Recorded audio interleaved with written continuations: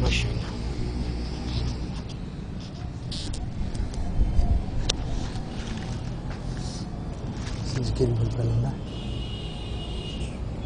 پنجویں ہے دیازان پنجویں ہے تسجیل انداز پنجویں ہے دیازان ہے کی تسجیل انداز. نحمده ونصلي ونسلم على حبيبه الكريم. اما بعد فاعوذ بالله من الشيطان الرجيم. بسم الله الرحمن الرحيم. فقلت استغفروا ربكم انه كان غفارا يرسل السماء عليكم مدرارا ويمددكم باموال وبنين ويجعل لكم جنات ويجعل لكم انهارا ما لكم لا ترجون لله وقارا وقد خلقكم اطوارا. صدق الله العظيم وصدق رسوله النبي الكريم الامين ونحن على ذلك لمن الشاهدين والشاكرين والحمد لله رب العالمين. اللهم رب محمد صلی علی سیدنا محمد النبی الامي وآلہ وصحبہ وبارک وسلم علیہ تسلیما. حمد و صلات کے بعد میرے پیارے پیارے بچوں، جیسا کہ ابھی آپ نے استغفار، بخشش، توبہ کے متعلق آپ نے سنا، تو میں بھی چند باتیں آپ کو اس کے متعلق عرض کروں. قرآن پاک کی آیات مبارکہ آپ کے سامنے تلاوت کرنے کا شرف حاصل کیا ہے. یہ سورۃ نوح 29ویں سپارے کی ہے. حضرت نوح علیہ السلام نے اپنی قوم کو تبلیغ فرمائی، ان کو توبہ کے لیے، استغفار کے لیے کہا، ہدایت کی، لیکن لوگ ہدایت پر نہیں آئے. 950 سال تبلیغ کرنے کے بعد انہوں نے اللہ کی دربار میں عرض کی کہ الہ العالمین یہ اب ہدایت پر آنے والے نہیں ہیں، اس لیے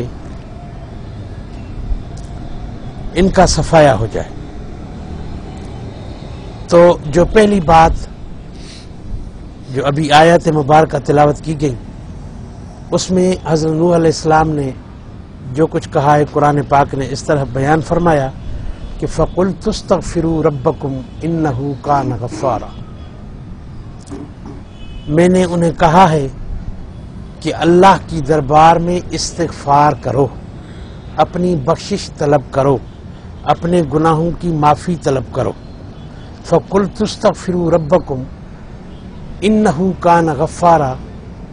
وہ اللہ تبارک و تعالی بار بار معاف فرمانے والا ہے، بار بار معاف فرمانے والا. یعنی بندے سے گناہ ہو جائے، معافی طلب کرے، اللہ تعالیٰ نے معاف فرما دیا. پھر بندے سے غلطی ہو گئی، پھر اس نے اللہ سے معافی طلب کی، اللہ نے پھر معاف فرما دیا. ساری زندگی اس سے غلطیاں ہوتی رہتی ہیں، وہ اللہ سے معافی طلب کرتا رہتا ہے، اللہ تعالیٰ اسے معاف فرماتا رہتا ہے. فَقُلْتُ اسْتَغْفِرُوا رَبَّكُمْ إِنَّهُ كَانَ غَفَّارًا. گناہ بھی بخشے گا، تم صرف استغفار کرو. تمہارا کام استغفار کرنا ہے، گناہوں کی معافی مانگنا ہے، گڑ گڑانا ہے، رونا ہے، اپنے آپ کو نیچے دکھانا ہے، بس اور کچھ نہیں کرنا. تمہیں عاجزی انکساری دکھانی ہے، کیونکہ اللہ تبارک و تعالی صمد ہے، بے نیاز ہے. اس کے سامنے نیاز پیش کرنا ہے، جھکنا ہے. ہم نے نیاز پیش کیا، اس نے نیاز قبول کی، وہی چیز ہم نے کھا لی، بات دوسری طرف چلی گئی. لیکن کیونکہ وہ بے نیاز ہے تو بے نیاز کے سامنے نیاز ہی پیش کی جاتی ہے، اس لیے ہم نیاز پیش کرتے ہیں. وہ اس نیاز کو قبول فرماتا ہے، اور اس قبول فرمانے کے بعد وہی چیز ہم کھاتے ہیں اور ہمیں ثواب بھی عطا فرماتا ہے.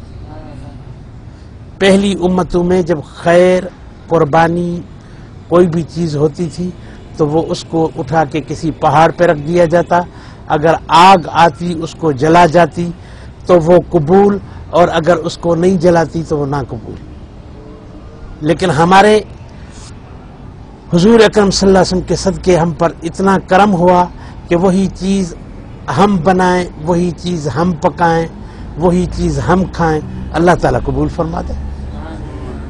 فقلت استغفروا، پھر اب میں اپنی اسی اصلی بات کی طرف آ رہا ہوں، نیاز مندی کی طرف کی وجہ سے آ گیا، اور حضرت بھٹائی رحمۃ اللہ تعالی علیہ نے فرمایا ہے کہ سبھی سہاگڑیوں سبن گچن ہس ڈھول تنی جے گس ہیٹھائیوں ہلن کی،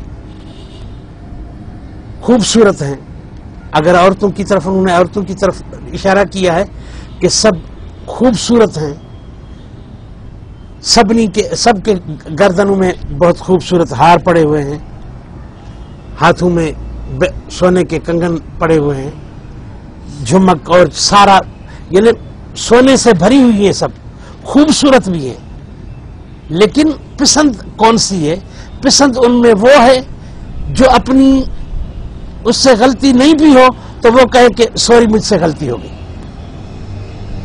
بات سمجھ میں آ گئی؟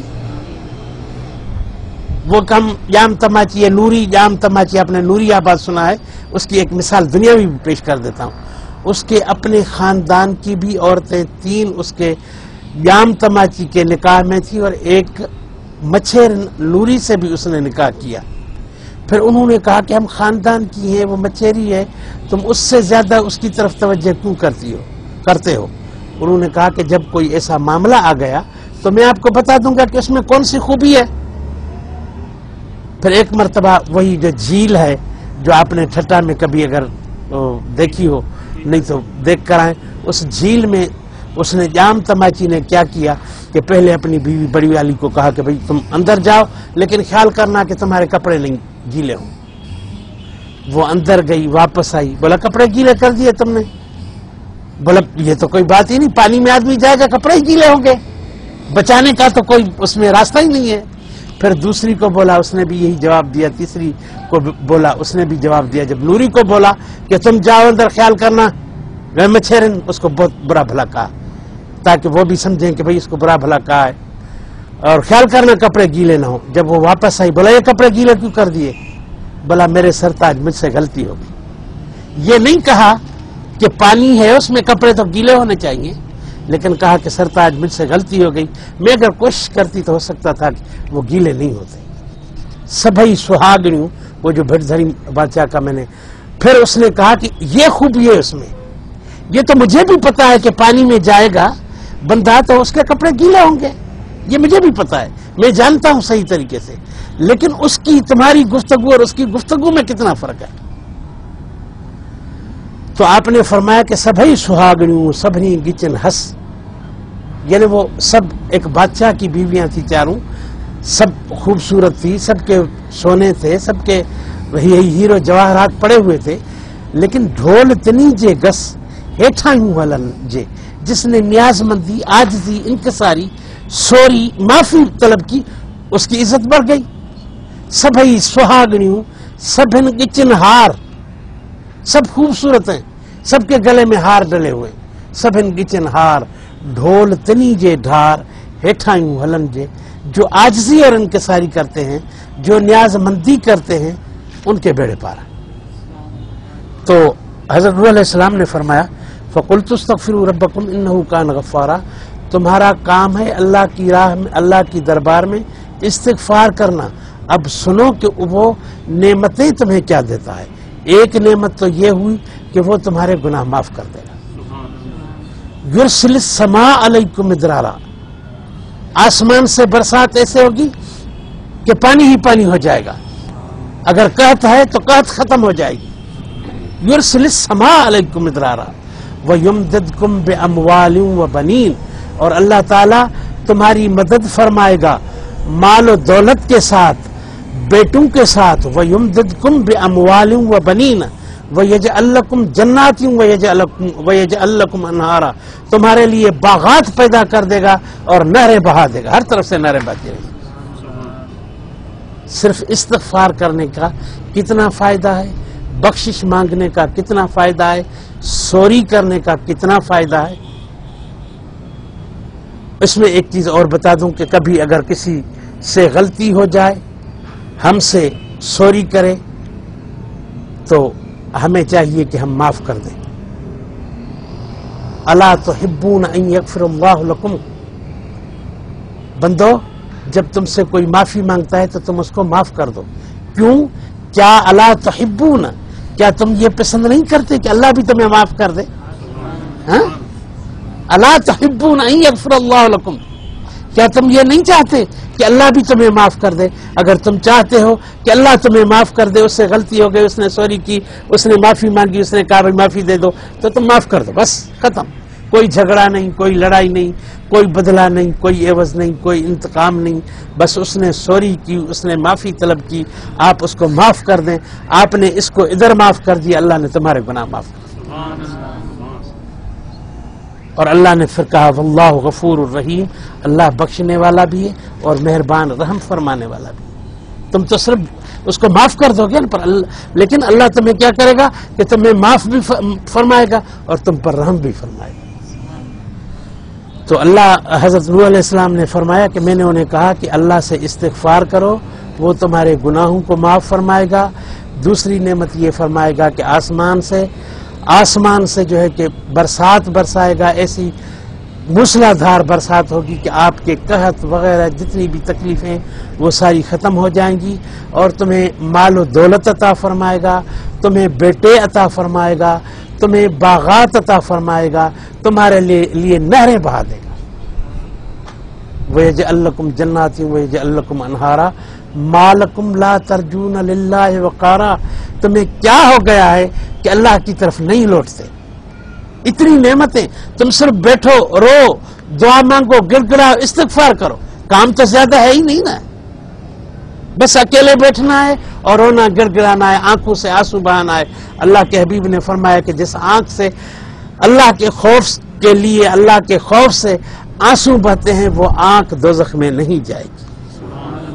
آنکھ کا مقصد یہ ہے کہ وہ پورا بدن نہیں جائے گا، صرف آنکھ نہیں، بلکہ اس آنکھ کے صدقے، اس پانی بہانے کے صدقے وہ پورا بدن جو ہے آگ پر حرام ہو جاتا ہے، جہنم پر حرام ہو جاتا ہے. تو استغفار کا اتنا فائدہ ہے، استغفار کا اتنا فائدہ ہے. اس لیے میرے پیارے بچوں، اگر تمہیں اللہ تبارک و تعالیٰ توفیق عطا فرمائے تو کم از کم 100 مرتبہ، کم از کم 100 مرتبہ جس وقت بھی وقت ملے، استغفر اللہ الذی لا الہ الا هو الحی القیوم واتوب الیہ، یہ پورا اگر استغفار پڑھ سکتے ہو تو بہتر، نہیں تو استغفر اللہ ربی من کل ذنب واتوب الیہ، یہ چھوٹا، یہ روزانہ پڑھ لیا کرو. اس کی بڑی برکتیں ہیں اللہ کے فضل و کرم سے، آپ لوگوں کی دعاؤں سے. یہی اور اس کے علاوہ استغفار کی 4 دعائیں، یعنی 400 مرتبہ اللہ تبارک و تعالیٰ روزانہ مجھے نصیب فرماتا ہے. چلو آپ 400 نہیں کر سکتے تو 100 تو کم از کم کرو. اسی راستے پر اگر ہم چلتے رہیں گے، روزانہ استغفار کرتے رہیں گے، ہاں توجہ سے بیٹھ کر، جتنا اس میں گہرائی ہوگی، جتنی اس میں دل کا حضور ہوگا، اتنا ہمیں فائدہ ہوگا. لیکن اگر خدا نخواستہ ہمارے دل کا حضور اس طرف نہیں جاتا تو بھی پرواہ نہیں.